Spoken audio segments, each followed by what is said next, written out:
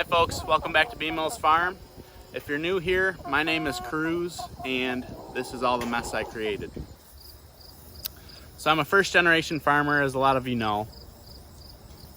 And when I started this farm, my goal was to be a regenerative farmer with chickens, cows, and pigs. Now, what I've done over the time that I've had this farm, which is probably 2 years now in the making, is I have gone a little crazy and have gotten way more animals than I can handle. So the current situation to stop the bleeding is my cows live here in this paddock. For now, this is a sacrifice area. These are things that I've done to stop the bleeding, as they say. These guys will all be rehomed, and I will no longer have cattle on the farm for the foreseeable future. Now these guys are going to stay here on the sacrifice lot until they leave the farm. They have all the hay they can eat, plenty of water, and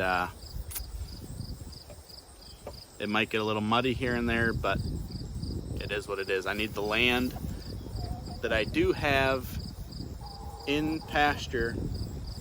I need it to produce as much forage as I can for the new animals coming on the farm and the animals that I currently have. So these guys can't be on there wrecking all the regrowth and just setting me back even further. So here they are until they leave. So this past weekend I got a few more animals that hopefully will pull me out of the hole I dug myself into.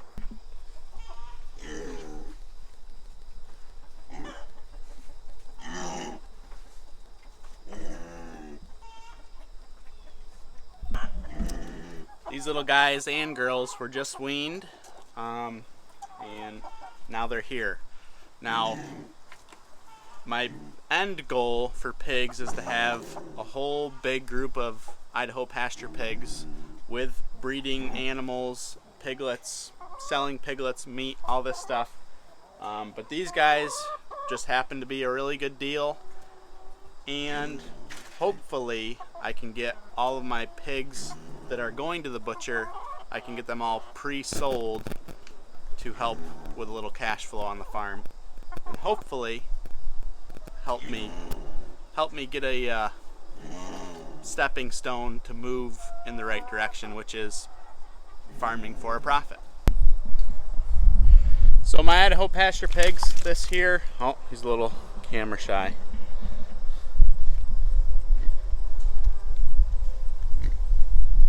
That there is Pal, he's my boar. I have 4 gilts and him. They're all a little too young to be bred still, but my goal is to have 4 sows to start with and 2 boars. I'd really like to get another boar so that I can keep any of the nice high quality gilts out of the litter and breed them to a different boar so that we're not inbreeding, because we don't want that. I'll show you all the other piglets or small pigs a little later. Right now they're all eating, so they don't really want to be on camera. So my current situation is I have overseeded this paddock and this paddock that we're standing in. We overgrazed it horribly, and it just hasn't been growing back. So to help out, it's probably a little late in the season, but I just decided to overseed anyways, and if it doesn't take this year, they will lay dormant over the winter and hopefully take over next year. But these paddocks are currently resting for hopefully the next month, and then we'll be bringing some new animals on the farm, and again, those cows are staying over there. The current situation with the meat birds is we have gotten a lot of rain in the past few days, and this paddock is pretty well flooded. So I just let them out of their shelter and they can kind of have free reign of this little paddock.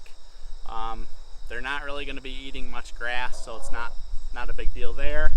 And any manure that they put down will only benefit this paddock. There's Carl. Any manure that they put down will only benefit the paddock, so it's not a real concern to me.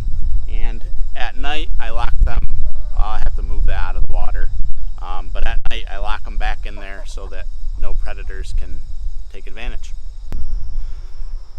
So I'll show you up on the hill what we're working with. Hopefully you can see, but that right there is water that's running off the hill right through this paddock that the cows are in and into this paddock here that the meat birds are hanging out in.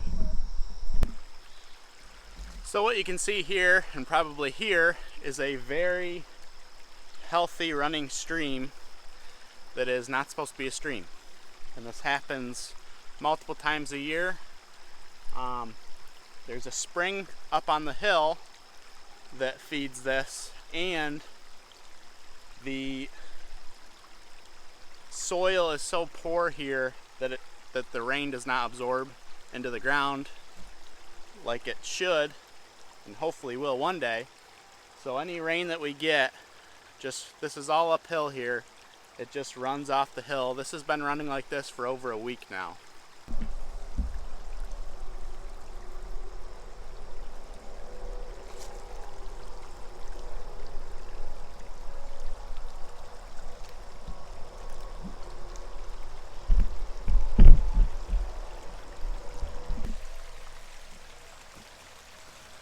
Now I'm trying not to complain about this because I know a lot of people have had a really dry year, and I don't want to take for granted all the water that I do have, because water is a blessing. That's how things grow. And so I'm not complaining, but as you can see up here, that way is all wet, and then going that way is all wet as well. And it all just kind of funnels down, makes this river that goes down and floods my lower lots.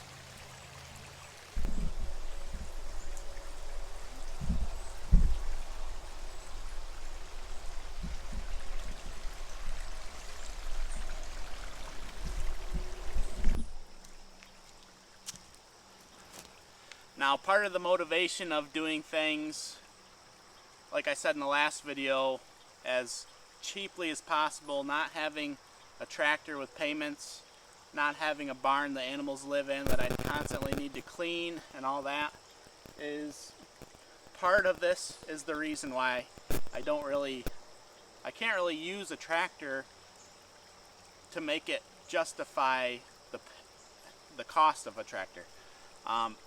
This is like this, like I said, multiple times a year, and when it gets like this, you cannot bring a vehicle up this hill. I've tried many times with a tractor and I've gotten stuck.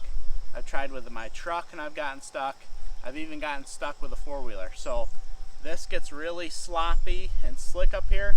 So justifying buying a tractor for just those little paddocks down there, it's kind of a hard sell, and it just goes against what I'm trying to do. So for now, this is a good reason not to buy a tractor.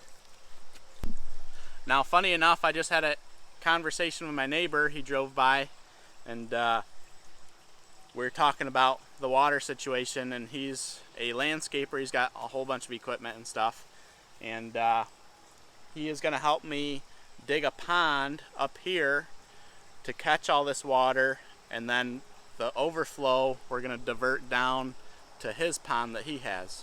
So hopefully before snow flies we can have a nice little pond up here that benefits me, my animals, and also benefits him. Now, a big part of having a successful small business, especially something like farming, is having a good relationship with your neighbors. Obviously your neighbors are right next to you, so you want to have a good relationship with them, because, well, you have animals, and there's a chance that those animals might visit their property on accident, and you want to just keep things good with them, keep a nice relationship. And so for him helping me dig a pond up there, in return I'll give him, you know, a portion of a pig or whatever he wants, and we'll work it out that way.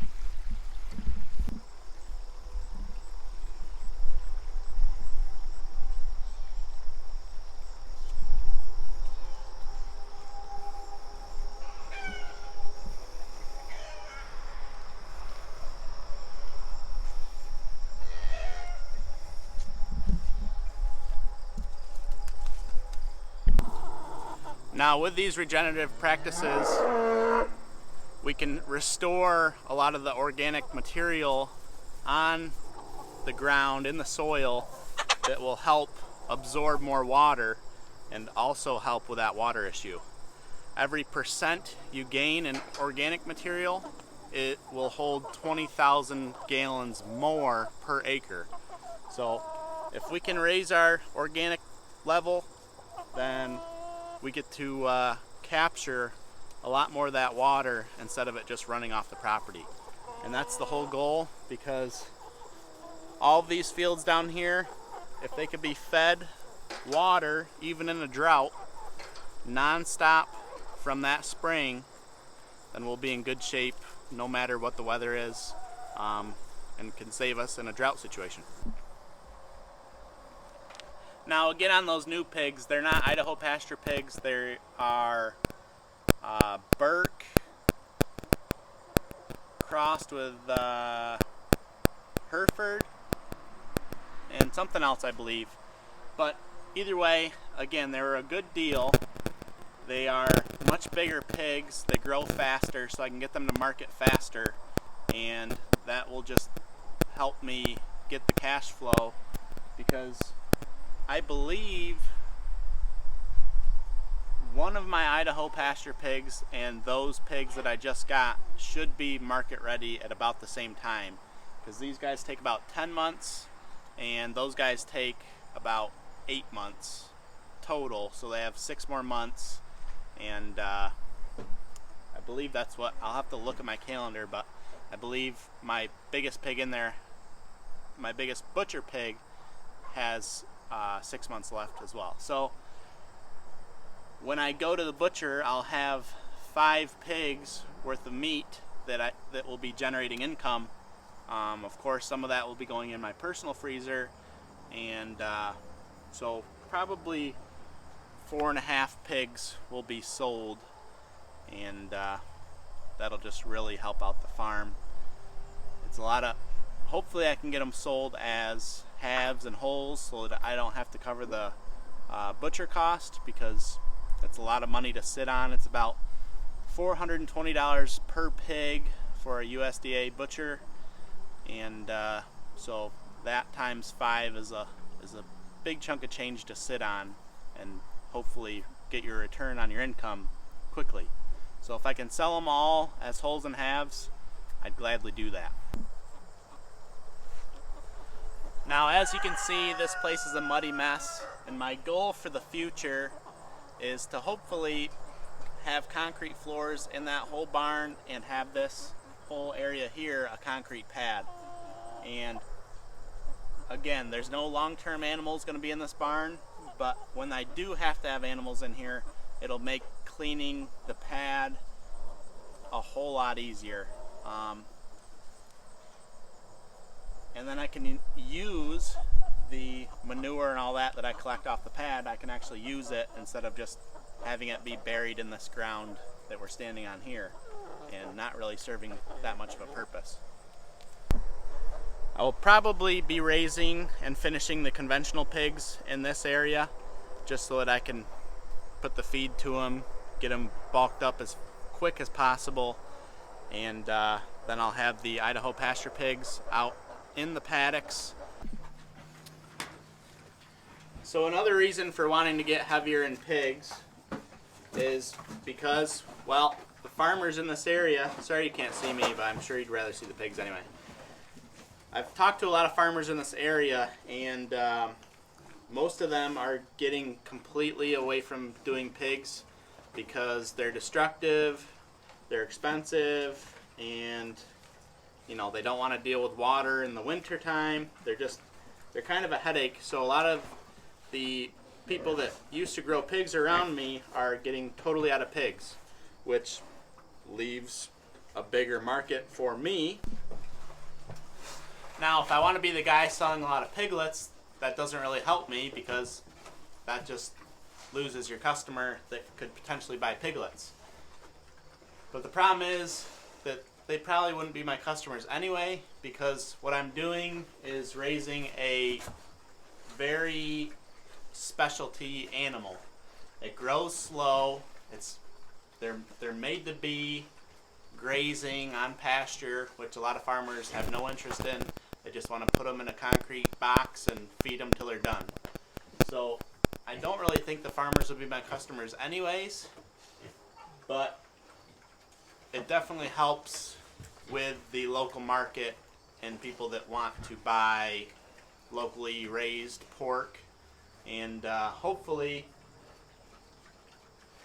when I do get them out on pasture and in a nice, clean, pretty environment, that'll help some as well, because, well, if you come by the farm and you see pigs in nice green grass and they're nice and clean and they're looking happy and healthy, that should be a pretty good selling point as well. So my goal for this weekend is hopefully get them out of this mess and on some green grass. Alright, well, I think this is a good place to end off the video this weekend. Like I said, hopefully I'll get these guys out in their paddocks on green grass. I have to finish up their water, their mobile feeder, which I'll be making a video on because I think it's kind of a cool idea and I think it'll work well. But yeah, that'll do it for this video. If you guys would show me some support, subscribe, share, show your friends, comment. And also, if you feel like giving to the farm, go to bmillsfarm.com, and there we have, just for now, we have one t-shirt for sale in multiple different sizes. It's just one style, one color, but I think it's a pretty cool shirt, and any sale really helps out the farm. So again, that's bmillsfarm.com if you would like a t-shirt. And until next time, keep farming. We'll see you later.